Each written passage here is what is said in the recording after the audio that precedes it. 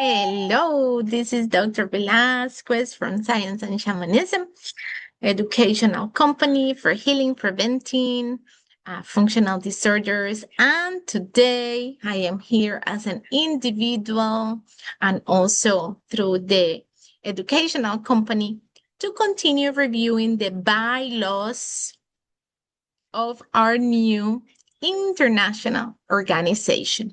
And remember, this is a spiritual and scientific organization, but the spiritual component in this one is larger, heavier, and one of the main focus above all. So it will be registered in the English speaking countries where individuals support it and want to carry forward. It would be registered as a religious organization.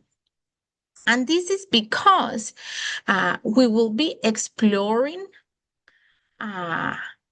cultures and spiritual lineages from all over the world, going as back as possible.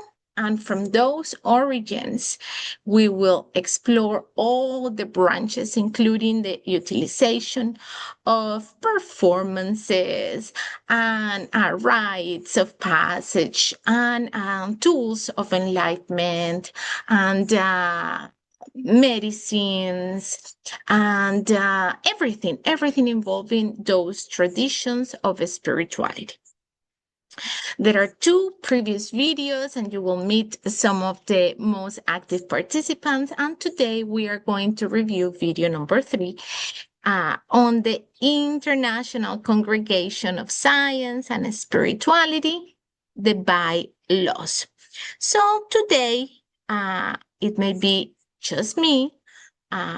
We're always looking for more participants, English speakers to help with everything that requires to carry forward such a large and meaningful organization. My favorite videos are the previous two because we talk about the missions, the vision, the objectives. Now we are getting into that part more about logistics, about organization, about administration. And this video is very important to understand the responsibilities and the duties of those who want to participate in a leadership role. So here we go. Chapter 6, organizational commitments. And we will be only less than 30 minutes today on the screen, unless one of the interest participants join us. As an organization, what are we committing ourselves to do? The congregation will dedicate itself to its activities through the administrators and members. So you have a key role in carrying forward this project. We shall adopt sufficient management practices to prevent the obtaining individually or collectively of benefits or advantages, licit or illicit, as a result of participation in decision-making process. So Article 2 is quite important because we see this problem happening in society, in all sorts of companies, even certain governments. These have been issues. I think some religious organizations also have had this as a problem, where there are benefits, advantages that are kind of like shared and influence the decision making of people in the leadership position. So we will be taking measurements to prevent this from happening. And this simply cannot happen, right? Because you will see how we are determining that the organization will be carried forward for the benefit of everyone, either carrying forward the mission or benefiting from it, being one of the simply users. Let us continue. Article 3. All activities carried out to fulfill the objectives of the congregation may be carried out in as many rural and urban locations, spiritually protected or not, necessary, national, international, to meet the needs of the members that we serve. And these can be further specified and shall be further specified in the internal regulation of each branches.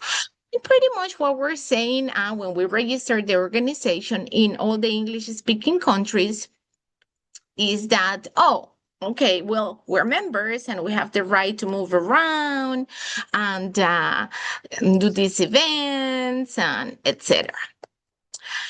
Article 4, the congregation and its Brazilian headquarters. Well, I mean, Brazilian, American headquarters are the ones that are now at the forefront of establishing, officially creating, signing the documents, and committing to be a leader within this system. The congregation, the Brazilian, the American headquarters have administrative and financial autonomy. We are an independent organization and we're governed by the provisions in these bylaws. And also we provide branches and other headquarters to have their own internal regulations. So all of us around the world, we're already developing branches in the United States, in Brazil, Peru, Mexico, and all the other branches that come forward, although we will have these bylaws as the center organizational commitments, you will have the possibility to create your internal bylaws and make things a little bit more specific to your liking, to your needs, to your preferences. Article 5. The internal regulations and the specific laws of the branch that we are creating in English and each other, let us remove this because it's not so specific.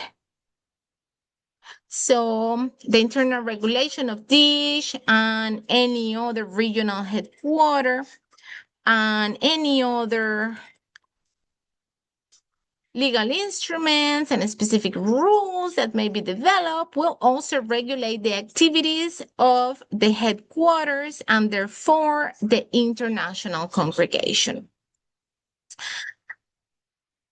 Okay, so what I'm trying to say here is that the international regulations that each branch decides to develop are important because I determine how I function, but as a collective, as a member of the collective, I determine the health, the well-being, the prosperity of the collectivity. It's what they say in spirituality. There is a saying that says the happiness of one determines the happiness of many. The happiness of many determines the happiness of one.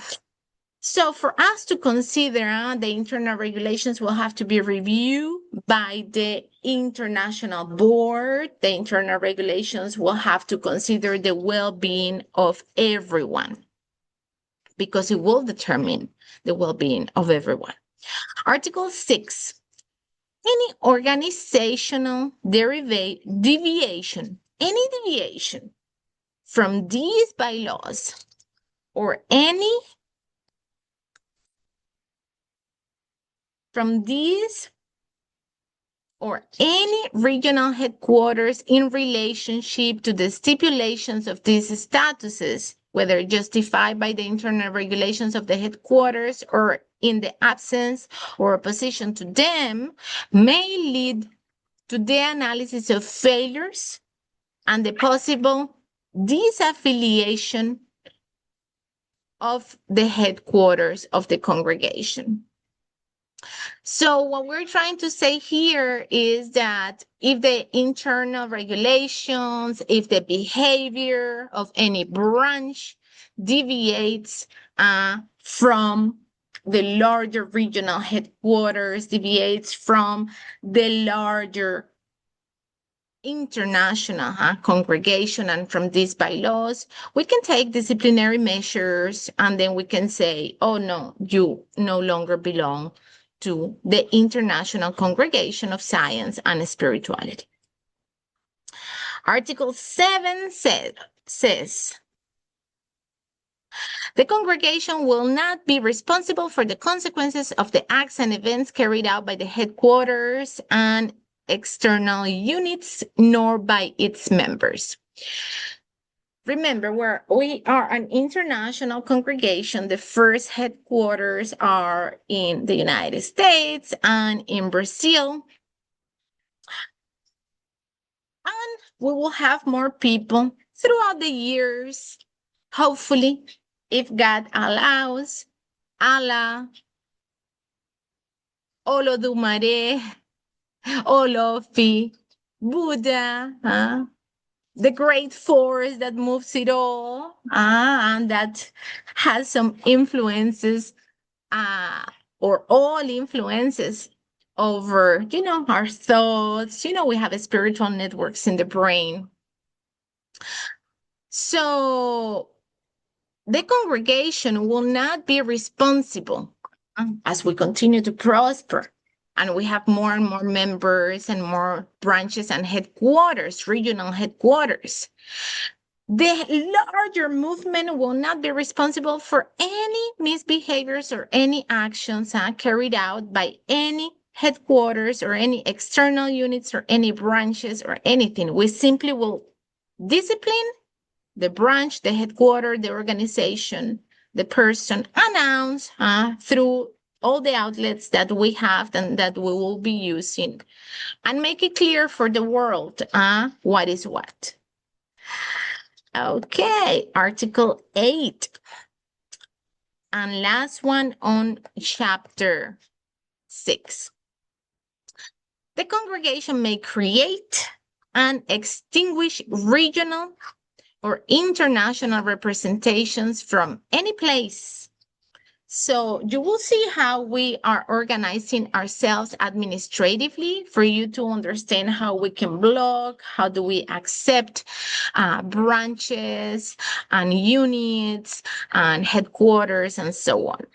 And we may create as an international movement, and we may extinguish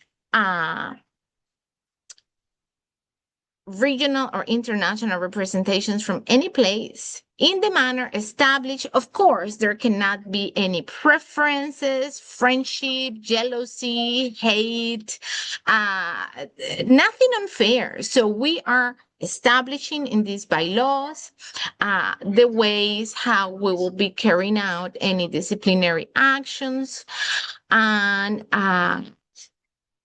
even disaffiliation and also affiliation, in the manner established in these statuses and in the applicable legal provisions. Okay, it has been 15 minutes. I think the information is dense, is rich. It's something that many of you most likely have not done. I know that some of you have had a spiritual experience within organizations, and also social and political experience and administrative work. So some of you understand what I'm saying. Some of you can visualize it better. Some of you feel more kind of unknown and lack of understanding. So I think for now, we're going to leave it at this, and we will continue next time. Maybe we will meet again today. We will continue with Chapter 7. Nice to be together. I'm counting on you.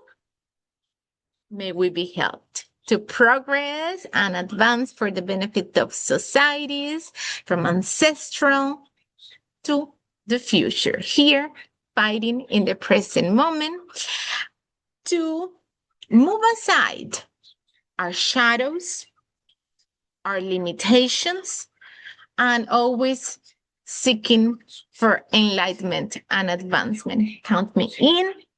May we be blessed by the nameless that controls and moves it all.